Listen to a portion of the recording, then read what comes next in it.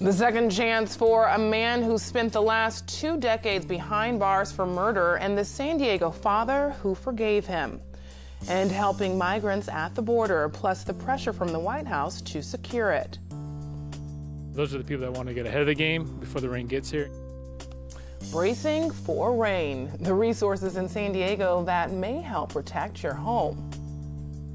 And I think the answer is because it touches on a topic that is so exciting, so tantalizing to everyone. The idea that we can manipulate the genes of a future human being. When reality mimics science fiction, genetically edited babies born in China. The ethical questions about the process. KPBS Evening Edition starts right now.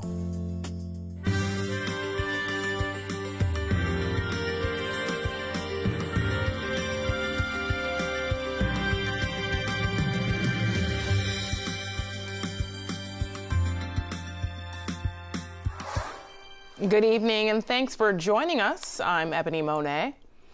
At 14, he was the youngest person in California history tried for murder as an adult. After a hearing today, Tony Hicks is a step closer to freedom. Today in San Luis Obispo, the state granted parole. In 1995, Hicks killed 20-year-old Tariq Camisa during a robbery attempt. He pleaded guilty and was sentenced to 25 years to life. Over time, Camisa's father forgave Hicks and advocated for his release. He posted a message on Facebook after the hearing. I'm Azim Camisa and Tariq's father and the founder of Tariq Camisa Foundation. We are totally elated. Tony won parole. Wow. I'm Ples Felix. I'm Tony's grandfather, and we're here today at the hearing and certainly overjoyed at the outcome from the parole board granting parole to Tony Hicks. We're happy.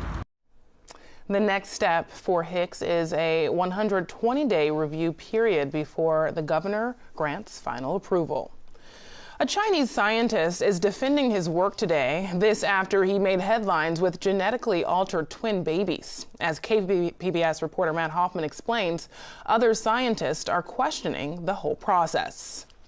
Extraordinary claims require extraordinary evidence. He Zhenkui from the Southern University of Science and Technology says he's the first to successfully create a genetically modified baby, but we haven't seen any evidence yet. At this point, we have somebody releasing information on YouTube and maybe announcing something at a conference. That is not evidence. That's not science. So why are so many news outlets picking up the story? Because it touches on a topic that is so exciting, so tantalizing to everyone. The idea that we can manipulate the genes of a future human being. The China-based scientist claims he did gene surgery on human embryos to protect them from HIV.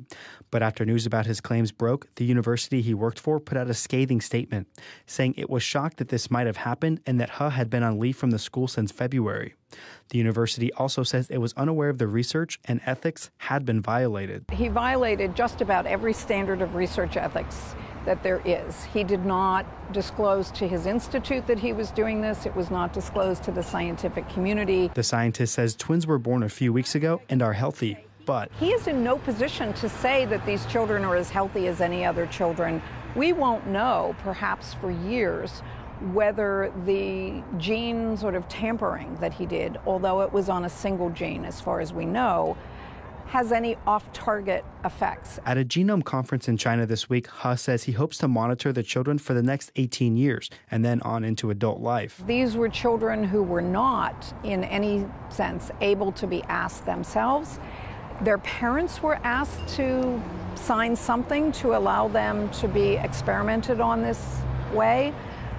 But basically, I think this was a violation of their human rights. He's claims have not been peer-reviewed and published, although the scientist now says he's going through that process. We have clear standards and practices that are in place in order to make research both extremely rigorous but also extremely sort of safe. There are still many questions about the informed consent process or what the parents who signed up for this knew what they were getting into. Somebody walks into the room in a white lab coat, authoritative, knowledgeable, and tells you what they're planning to do. How do you really understand what the risks are. How many times was this tried before by this investigator, and what happened in those cases? If the gene editing claims are true, it could open the door to where eventually things like eye color, height, strength, and even intelligence could be chosen before birth. Matt Hoffman, KPBS News. President Trump continues to push for more border security, including a new border wall. He met with Republican leaders to discuss a spending plan that includes funding for the project. The deadline for a spending plan is next Friday, or there could be a partial government shutdown. The president said he's also considering a backup plan and says this could include more troops and razor wire. After a chaotic weekend at the border, thousands of migrants remain in limbo in Tijuana. The next rainstorm has prompted officials to help shelter them. We check in with KPBS border reporter Jean Guerrero about what's next. So, Jean, we've all seen the images of the crisis at the border, including thousands of people lining up for an opportunity to apply for asylum here in the U.S. What's causing this backlog?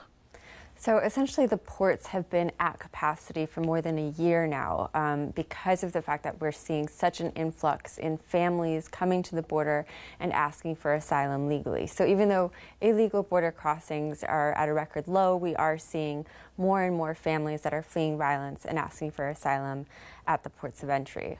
And so it used to be that you could come to the port and you could ask, you could say that you feared for your life, and then you would immediately be processed for asylum inside of the port. But now, because of these backlogs, people are being told that they have to wait weeks, sometimes months, and that's why we see this massive population of displaced persons in Tijuana right now. And speaking of that, since the migrants have arrived in Tijuana from Central America, you've yourself gone to the border a number of times, so you've seen this firsthand. What, in your experience, is the biggest misconception about what's taking place down there? So I think the big misconception is this idea that the Exodus is a singular unit, that it's a homogenous group, when in reality it's made up of, it's very disorganized, and it's made up of a diverse number of people. There are people within the Exodus who want to cross the border illegally. There are families that want to ask for asylum at the ports of entry and who tell me that they're willing to wait as long as it takes. And then you also have people who came here with this idea that it was going to be a lot easier to enter the U.S. than it actually is. So they're deciding to turn back, and they're deciding to head back to Central America because they never expected it to be so hard to get into the U.S. in the first place. And there's a booth right now outside of the main migrant shelter that is taking applications for bus tickets and plane tickets to head back to Central America. They've received funding from the U.S. State Department to do this. And speaking of that shelter, it's actually a sports complex, a former sports complex that's been transformed into a shelter, and it's being reported that it's now at capacity. So what happens next? So it's beyond capacity. When I first heard about this sports complex, they told me it would fit about 2,000 people. There's more than 6,000 people in there right now. And because we're expecting rains tomorrow in Tijuana, the city has decided, they just announced today that they're going to be opening up another shelter, a former concert hall, to house people, because this shelter is covered. It has a roof, whereas the sports facility is an open area that is already very muddy and is seeing unsanitary conditions. And you touched on the fact that it's set to rain, but what are some of the other concerns about the migrants that have decided to stay in Tijuana? Right, so there's the rains, there is the unsanitary conditions, there's concerns of disease spreading in these very close quarters, people crammed together, and they just do not have the resources they have some health services, but it's just getting out of control. Another one of the main concerns for this population is the fact that Mexico is seeing record levels of violence due to warring cartels, particularly Tijuana. Homicides there are at an all-time high this year, which means that a lot of the people do not feel safe in Mexico. There's people who are applying for asylum in Mexico, but most people do not want that because they feel that they're not safe there. And then you have the residents of Tijuana, many of whom are against the caravan being in Tijuana, people walking around with Make Tijuana Great Again baseball caps based on the Make America Great Again idea. A lot of verbal and physical attacks against this group of people, people who fear that the ports of entry are going to be closed as a result of the caravan, as the way we saw this weekend, and that it's going to cut off people's ability to have their normal cross-border lives, people who cross the border every day to shop, to go to work, to see family. So a lot of these people are directing their animosity at these displaced people. Jean Guerrero, KPBS border reporter, thank you so much. Thanks for having me. Our coverage on the migrant caravan continues on air and online at kpbs.org. Owners of a La Jolla antique shop face criminal charges in connection with illegal ivory sales. The San Diego City Attorney says more than 300 pieces of ivory and items containing ivory were seized from Carlton Gallery and its warehouse. California banned nearly all ivory sales in 2016. Mara Elliott says they held a news conference at the San Diego Zoo today to highlight the animals they're trying to protect. I hope this prosecution sends a strong message to anyone who sells or is thinking about selling ivory on the black market in San Diego. We will find you, and we will prosecute you to the fullest extent of the law.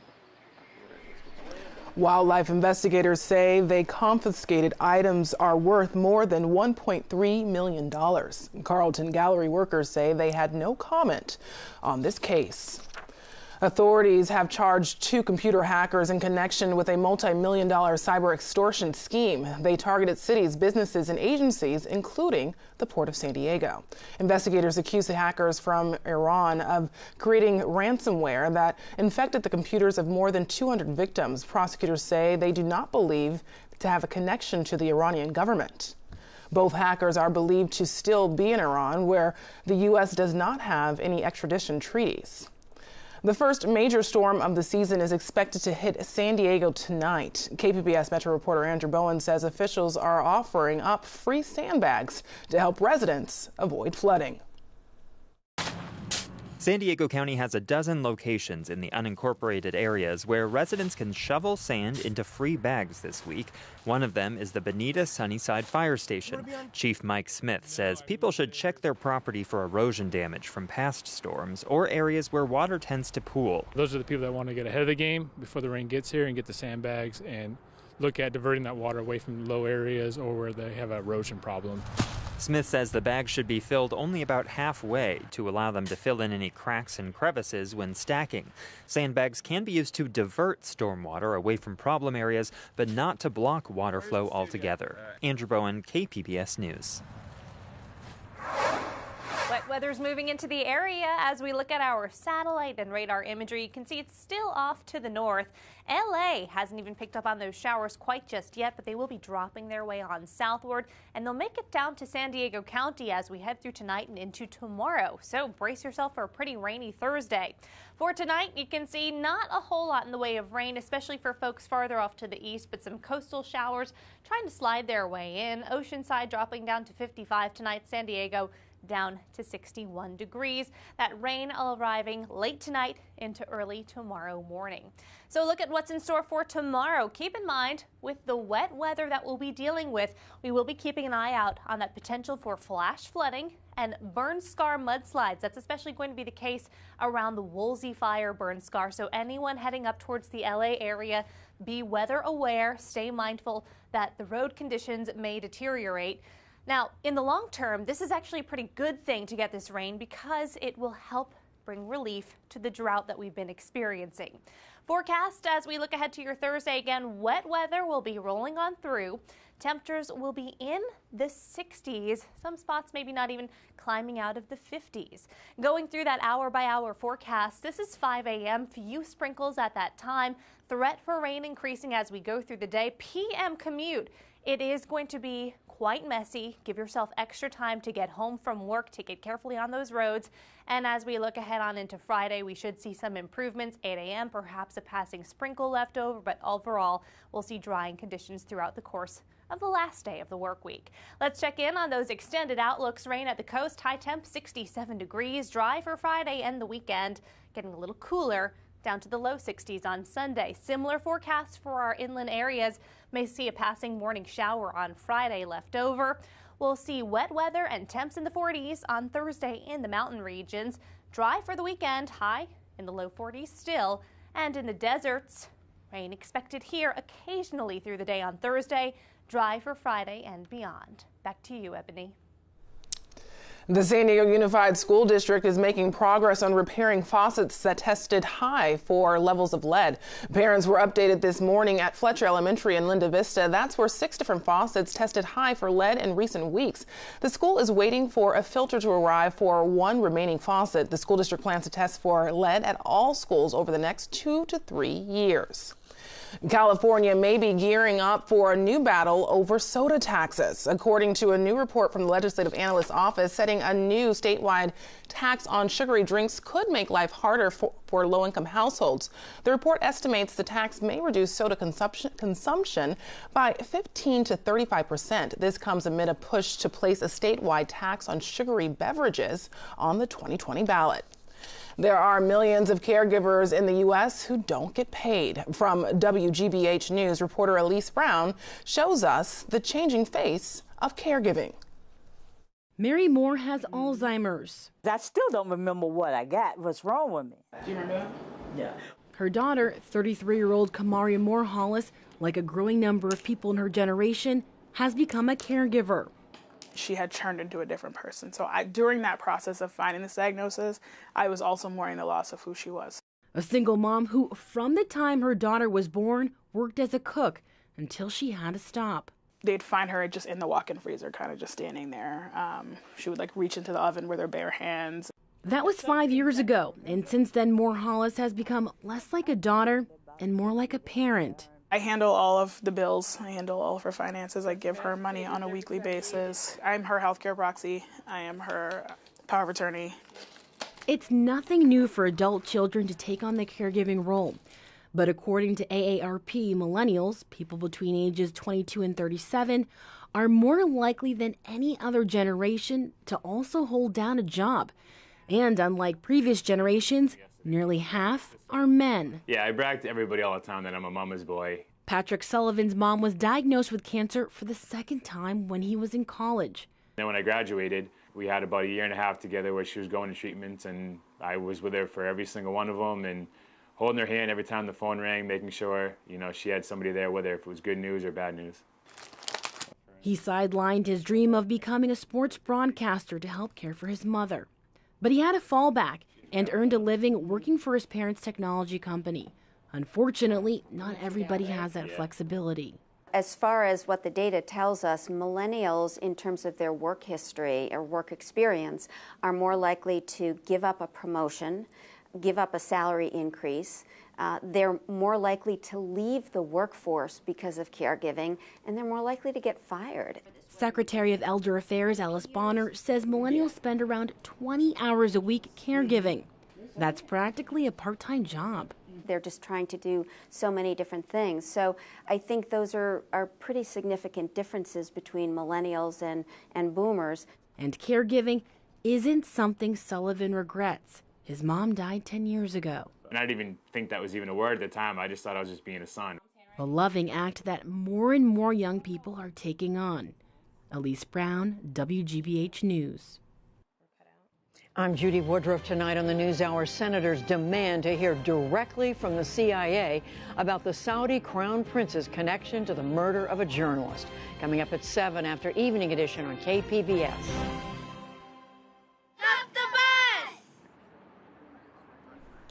Girl Scouts are helping San Diego families in need with their annual food drive. People can help out by donating $5 food bags at Albertsons or Vaughn stores this week. MTS and NCTD buses will also help collect food this Saturday. Growing produce in cities, some say that will help meet tomorrow's food needs. In tonight's KCET Earth Focus Report, filmmaker Ian Cheney explains why truck farms are catching on in New York. Truck farm, it's like a roof truck farm is like a roof, but you can't drive around in a roof.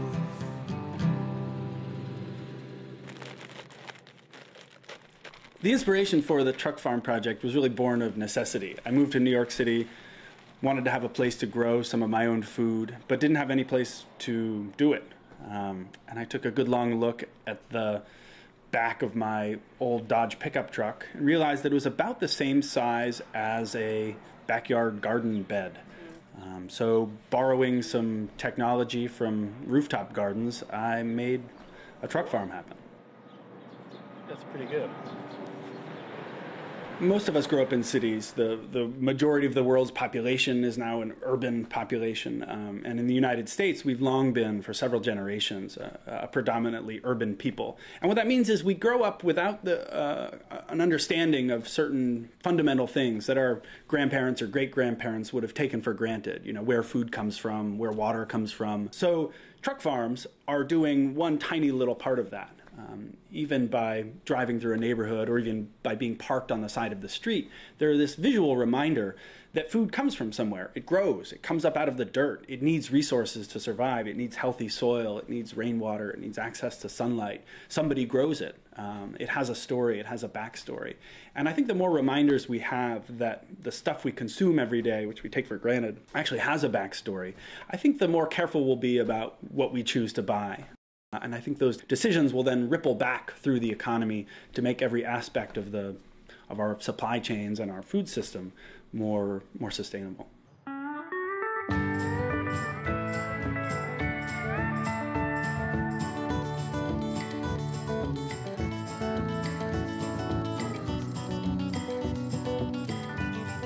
I think truck farms teach us that to make the food movement itself sustainable, maybe we do need to inject some amount of fun and whimsy and out-of-the-box thinking into the way we are designing our food system. I've seen truck farms get a much broader circle of young people interested in growing food than we might have otherwise. So I think there's a lot of room for creativity and innovation in the food system.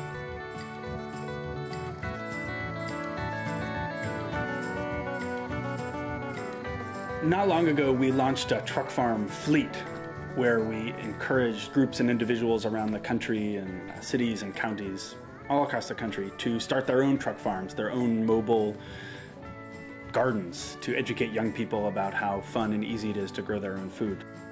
They've been popping up everywhere. Our first summer of the truck farm fleet, at peak summer, we had 25 truck farms in cities all across the country, and they're continuing to pop up. I believe the latest one that emerged was actually overseas. It was Truck Farm Palestine. So who knows? Maybe it'll take fire internationally as well. Today we're making our first delivery of truck farm produce to nutritionist Marion Nessel, who has paid $20 for a subscription to the summer truck farm. So it's very casual, and I don't fuss much with it, and I kind of let things do what they do. But it has some interesting food. It has, for example, it has blueberries. There's your truck farm, 12 flights down.